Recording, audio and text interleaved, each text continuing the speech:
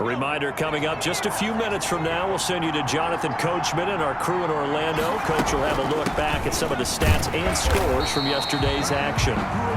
Absolutely nobody fooled there. He's going nowhere fast as he stopped behind the line of scrimmage. It'll go down as a 2-yard loss, and it brings up a 3rd down. The running lanes have definitely not been there for him here in the first half, and I don't think it's all been his fault. His offensive line hasn't given him much space. A loss results there. This one complete into the hands of Higgins.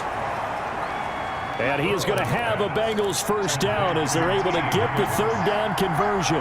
Burrow hooking up with Higgins for a Bengal 1st down.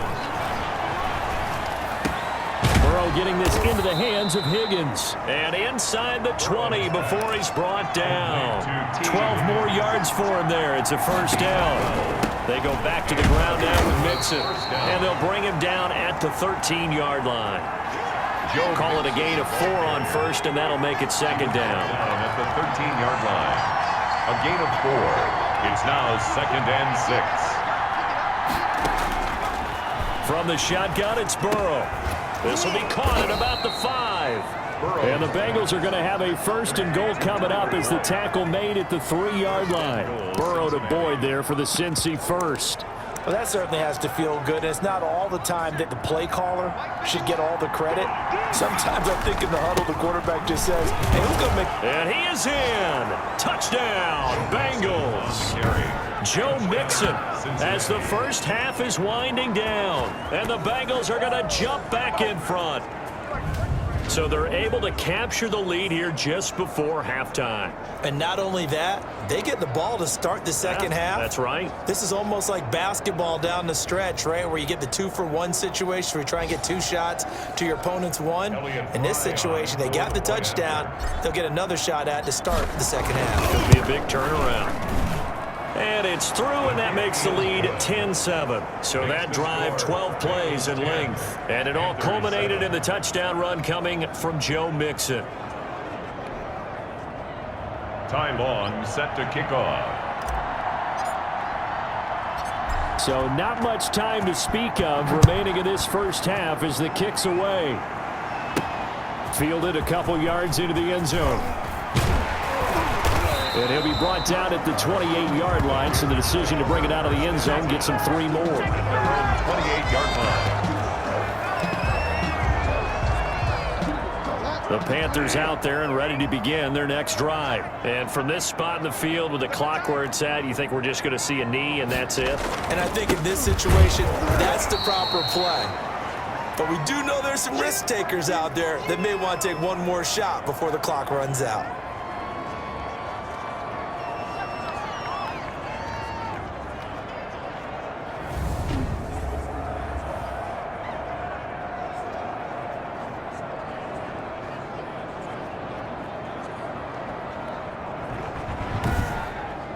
So we have reached halftime here, and it's the visiting Bengals out in front. As we'll get you down the coast to Orlando for Jonathan Coachman at our EA Sports Halftime Report. Coach. Okay, Brandon, thanks very much. Welcome in, everyone, to our EA Sports Halftime Report. Let's get you caught up on what's going on around the NFL.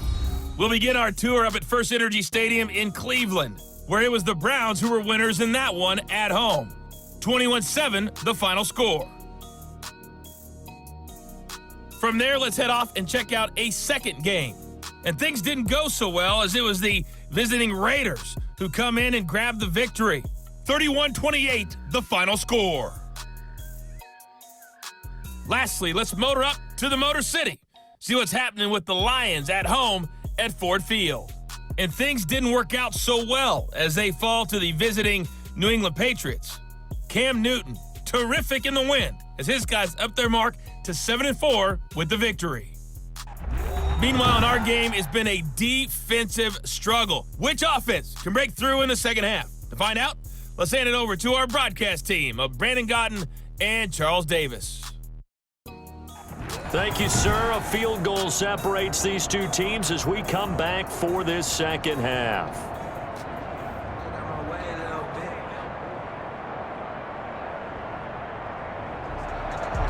The Bengals set to receive. They have the lead and the football to begin quarter number 3. This will make it into the end zone. And no fireworks to start the half. This will be a touchback. So here are the Bengals set to take over. They're on top here as they've got the football 1st and 10, trying to erase the memory of the loss last week to the Pittsburgh Steelers. Mixon will get it to start the second half. Taken down. The former LSU Tiger Dante Jackson on the stop. Officially nothing on that last run. They'll try again 2nd and 10. 5-yard line.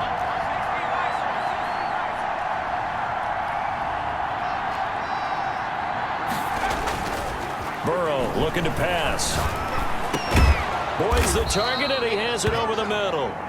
And down he goes, but he takes it up to the 40. 2 catches in the first half. Now he's got a 3rd here, and it's good for a 1st. If you're going to blitz, likely going to leave you in man coverage with this guy, and that is less than ideal. It is, because just about any offense that has an elite receiver, if you blitz and have him in man coverage, you're going to him, even if he has an elite defender on him, because he usually knows where the ball is before the defender does.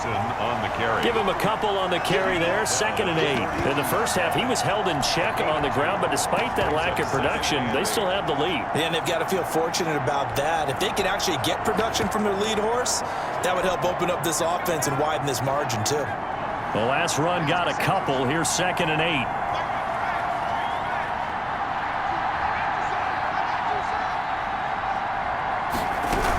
Back to the ground, this time with Jones.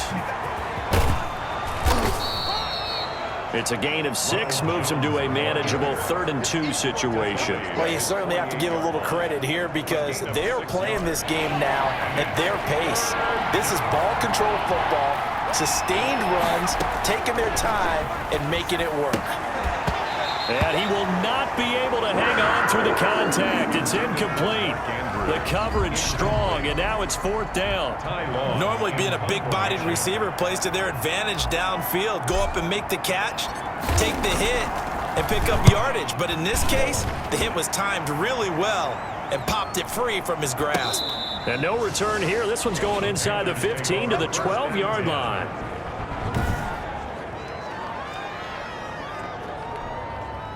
This Carolina offense at the line, ready to go. Their defense just came up with a stop right out of the locker room, and now can the offense take advantage? Yeah, we don't want to turn this into something. And he's going to be brought down. Back at his own 6-yard line. Logan Wilson coming in hard there on the blitz, and he gets him 7 yards behind the line of scrimmage. Now, we talk about players blitzing all the time. I often laugh and sometimes call it just straight-ahead pursuit. What a running start right back to the backfield for him. Yeah, it really didn't give anybody a chance to get up there and stop him. No, I mean, that's really, really difficult. You're asking a whole lot anyway, but when he gets that kind of a start and comes through clean, oftentimes the advantage. And he's going to be a safety. Result of the play is... And Charles, at some point, you can't keep worrying about big play. Can this be perfect? You just have to get the ball out of the end zone. And in the offensive huddle, that was discussed when they called the play. Just get out of the end zone. But you know what's interesting? A lot of the times in the defensive huddle, they actually call a set and then say at the end of it, get a safety. So it's preached, it's coached, it's thought about. And remember, following the safety, you give the football up as well, and they free kick it from the 20 now.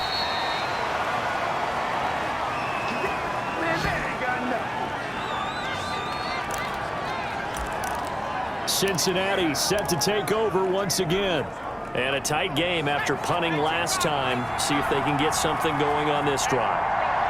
As they head to the field now, with a game this close, you got to feel there's a sense of urgency for them going on offense right now. But they have to do it without letting panic creep in and affect their play. A loss of a yard there to start out. That leads to a 2nd and 11. They're passing here. Joe Burrow.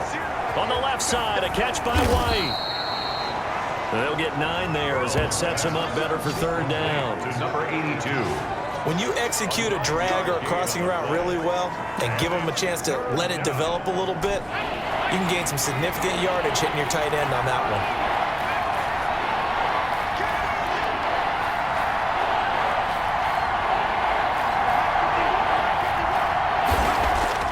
3rd and 2, now Burrow. And he's going to drop this off to his fullback. And he is going to have a Bengals first down by a couple of yards as they're able to get 4 there on 3rd and 2. They're able to convert with a gain of 4. And that one was a lot of fun right there because that was the game within the game. 3rd and short, blitz was on. What's the key for the quarterback? Get out of your hands in a hurry. And that was a quick little completion. Got the job done for a first down. The Panther rush too strong. They get there and take him down. Brian Burns able to record his 5th sack of the season. And that's his 2nd sack of the game, but this player, disruptive in all phases, whether he's going upfield, coming underneath, you name it. He's a big-time guy you have to block.